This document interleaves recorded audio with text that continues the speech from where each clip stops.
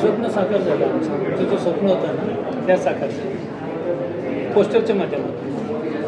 पोस्टरची theme खूप वेगळी आहे, नावही वेगळं आहे. तर या मागचा विचार काय होता, एक छोटीशी स्टोरी ऐकायला आवडेल. पोस्टर हे थोडं मी सिम्बॉलिक केलं आहे, कारण का फिल्मचा जॉनर तसा आहे जो की आपण जो हार्ड ऑडियन्स असतो मराठी फिल्मचा, जो आता मधल्या काळात थोडा लुप्त झाला. ही फिल्म येते थिएटरला चलत नाही आणि कमी लोक पाहत आहेत म्हणून तशा फिल्म बनवल्या कमी झालं. म्हणजे तुम्ही कासव नंतर जर पाहिलं कासव असं कोर्ट असं तर त्या पठडीच्या फिल्म बऱ्यापैकी बनणं बंद झालं. तर मग मला एक फिल्म अशी करायची होती जी सायन्स सिम्बॉलिकली जाईल आणि फेस्टिवल पण पकडल आणि जो काही साऊथचा थोडा प्रोपगंडा झाला आहे की साऊथची ही फिल्म होती जी कॉन्सेप्टवरती चालली. तर कॉन्सेप्ट बेस्ड ही गोष्ट आहे आणि ही प्रत्येकाला रिलेव्हंट करणारी गोष्ट आहे. तर त्याच्यामुळं मला पोस्टरच असं करायचं होते की जे प्रत्येक गोष्टीचा विचार करायला हवा. म्हणजे जसं की ओला दुष्काळ, आता प्रत्येकाचं म्हणणं होतं की ओला दुष्काळ सुका दुष्काळ, तर हा सुका दुष्काळ पण नाही आहे. तर ही एका गावाची गोष्ट आहे आणि ते गाव तिला ग्लोबली सांगणार आहे सगळ्यांना की प्रत्येकाने याचा विचार करावा. म्हणजे एका व्यक्तीपासून म्हणजे तुमच्या सरकारपर्यंत जाणारी गोष्ट, म्हणजे आपल्या सरकारपर्यंत जाणारी गोष्ट. तर हे सगळं अधोरेखित करायचं होतं म्हणून ते पोस्टरवरती प्रामुख्याने आम्ही ते एलिमेंट ॲड केले.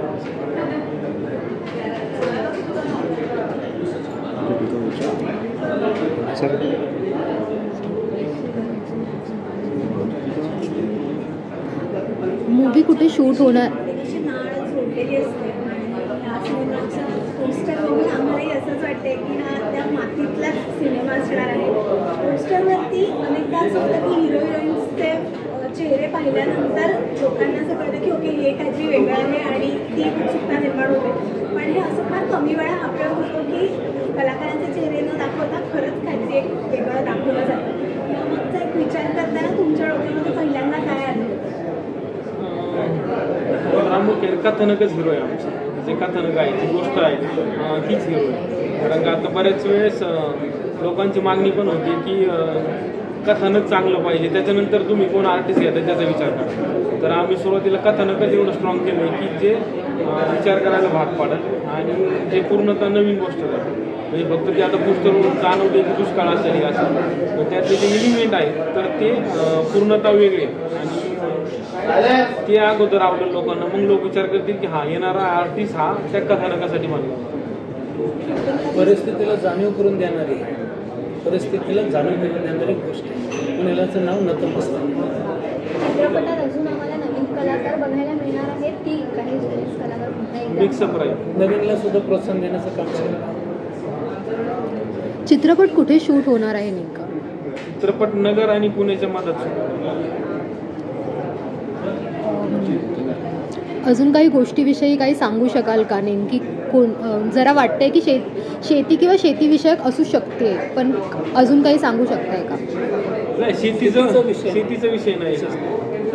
क्लीन अँड क्लीन एक सामाजिक संदेश देणारी गोष्ट आहे आणि समाजाला प्रवृत्त करायची गोष्ट आहे. तुम्ही विचार करताल एवढी मी खात्री देऊ शकतो की हा पिक्चर पाहिल्यानंतर प्रत्येकजण विचार करतो. जे काही लोक याला पाहतील किंवा जे प्रीमियर होतील फेस्टिवलमध्ये फिल्म जाईल तर त्यावेळेस प्रत्येकजण त्याचा विचार करूनच समाजाला प्रबोधन करण्यासाठी नतमस्तक.